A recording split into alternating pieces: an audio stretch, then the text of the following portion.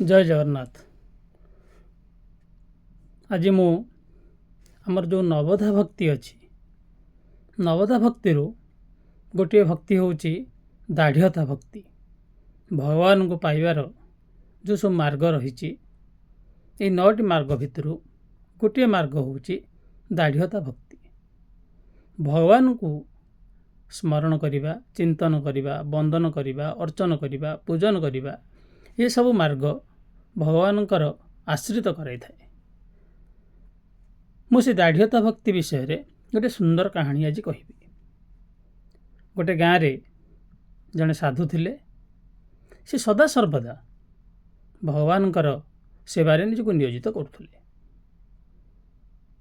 प्रातः काल उठी स्नान शौच सारी भगवान वंदन करने, गीता भागवत विभिन्न पुराण पाठ करने तांकर दैनंदिन कार्य थिला।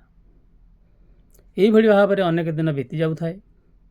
साधु शाकाहारी भोजन, फलमूल ये सब संग्रह करी भोजन करती।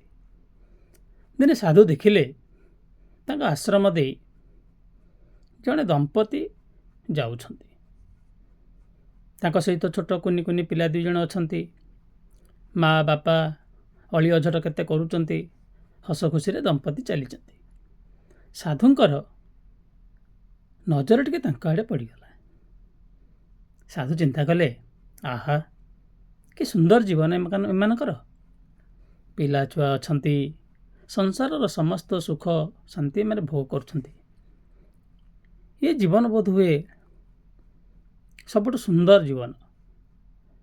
एमि चिंता करी साधु से दिन तांकर समस्त कार्य समापन कले एवं राति रे पूर्व राति गुड़िक बोली सुंदर भाव भल भाव निद है। अंतर्जामी पुरुष नारायण सब जानुचंती। साधु को परीक्षा करने मायाधर तांकर माया रचना कले। तापर दिन सकाळु साधु उठिले, देखिले दुआर पाखरे छोटिया कमला छुआटी कुआ कुआ करी कांदुची। संगे संगे साधु पिलाटी को उठे नेले। पिलाटीर मुख दर्शन करी तांकर हृदय तरली गला। ताको लालन पालन कले। तारी पछरे तांकर जीवनचर्या से अतिबाहित कले। एमती किछि दिन कटिगला। साधु पिलाटीर जत्न नबारे एते निमग्न हो गले जे भगवानकर अर्चन वंदन करिया मध्य भूली गले।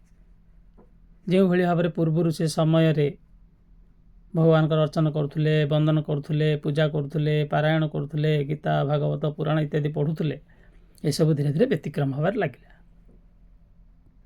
ये सब लक्ष्य करी तांकर जो साथी साधु माने तांको निवेदन कले, आउ तमे ये सब माया रे जड़ित होई भगवान नाम नबारे व्यतिक्रम कर चलच। एबे चल आज एक यज्ञ होउची, सेतिरे आपण भाग नेबे। ये जो साधु जनक संगे संगे कहले, नाई नहीं मो पाखे टाइम नहीं, तुम्हें जाओ। साधु मैंने तांका बाटर चली गले। यज्ञ कार्य चलला। एणे ए साधु जनक ये पिलाटीर दायित्व नौ नौ नौ नौ नौ नौ भगवान बहुत दूर को चलीगले। आउ भगवान स्मरण करने समय नहीं। दिने हठात साधु शोचंती। स्वप्नादेश है।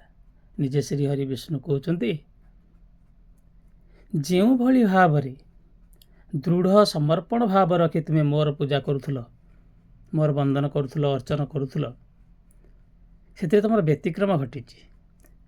संसार रे संसारी तार पिला छुआ दायित्व नौची। पिला छुआ भरण पोषण करुच्ची, पिता माता भरण पोषण करुच्ची, निजर उदर पोषण करुच्ची।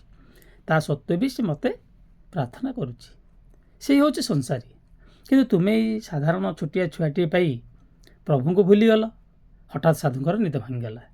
से देखिले पाखरे तांकर से पिलाटी आउ नाही।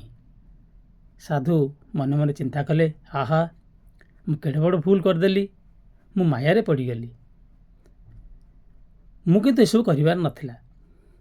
भगवानकर नाम चिंता करू करू, भगवानकर नाम गान करू करू मु एमिति एक मायारे जड़ित हो गली जे प्रभुଙ୍କ ଠାରୁ दूरेई गली।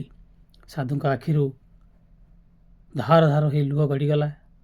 ସଙ୍ଗେ ସଙ୍ଗେ ସେ ପୂଜା ଘରକୁ ଦୌଡ଼ିଗଲେ ଏବଂ ଭଗବାନଙ୍କର ପାଦ ତଳେ ପଡ଼ି କାନ୍ଦିବାକୁ ଲାଗିଲେ। ଏବଂ ସେହିଦିନଠାରୁ ପୁନର୍ବାର ସେ ଯେଉଁଭଳି ଭାବରେ ଭଗବାନଙ୍କର ବନ୍ଦନ ଚିନ୍ତନ କୀର୍ତ୍ତନ କରୁଥିଲେ ପୁଣି ଆରମ୍ଭ କରିଦେଲେ।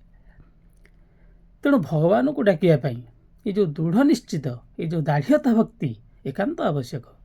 କୌଣସି ଏକ ମାୟା ମୃଗ ପଛରେ ଦୌଡ଼ି ଭଗବାନଙ୍କୁ ଭୁଲିଯିବା କେବେ ସାଧୁମାନଙ୍କର କର୍ତ୍ତବ୍ୟ ନୁହେଁ। ତେଣୁ ଆମେ ଯେଉଁ କାର୍ଯ୍ୟରେ ଯେମିତି ବି ନିବୃତ୍ତ ଥାଆନ୍ତୁ ନା କାହିଁକି, ଯେମିତି ବି ବ୍ୟସ୍ତ ଥାଆନ୍ତୁ ନା କାହିଁକି, ସମୟ ବାହାର କରି ସେହି ପରମାତ୍ମା ଜଗତର କର୍ତ୍ତା ଜଗନ୍ନାଥଙ୍କ ପାଇଁ କିଛି ସମୟ ନିଶ୍ଚିତ ଦେବା।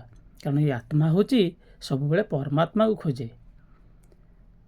ଆଜି ମଣିଷ ଲଣ୍ଡନରେ ରହୁଛି, ଆମେରିକାରେ ରହୁଛି, ଅନ୍ୟ କୌଣସି ଦେଶରେ ରହୁଛି, ଯେଉଁଠି ରହୁ, ତା'ର ଯେମିତି ମୂଳ ଜାଗା ହେଉଛି ଭାରତ, ସେମିତି ଆତ୍ମା ଯେଉଁଠିକି ଫଟକୁ, ଯେମିତି ଯାଉ, ଯୁଆଡ଼େ ଯାଉ, ତା'ର ଶେଷ ଲକ୍ଷ୍ୟ ହେଉଛି ପରମାତ୍ମା। ତେଣୁ ଆତ୍ମା ନିଶ୍ଚିତ ପରମାତ୍ମା ଦେହରେ ଲୀନ ହେବ। ତେଣୁ ଆତ୍ମାକୁ ସତ୍ସଙ୍ଗ ଭାବରେ, ସତ୍ସଙ୍ଗରେ ନିମଜ୍ଜିତ କରି ଭଗବାନଙ୍କର ନାମ କୀର୍ତ୍ତନକୁ ଗୁଣଗାନ କରି ପୂତ ପବିତ୍ର ହୋଇ ପରମାତ୍ମାରେ ମିଶାଇ ଦେବା ହେଉଛି ନିର୍ବାଣ ପ୍ରାପ୍ତି। ରହିଲି, ନମସ୍କାର। ଆଉ ଥରେ ଏକ ସୁନ୍ଦର କାହାଣୀ ନେଇ ମୁଁ ଆପଣଙ୍କ ପାଖକୁ ଆସିବି। ସେ ପର୍ଯ୍ୟନ୍ତ ମୋତେ ବିଦାୟ ଦିଅନ୍ତୁ। ଜୟ ଜଗନ୍ନାଥ।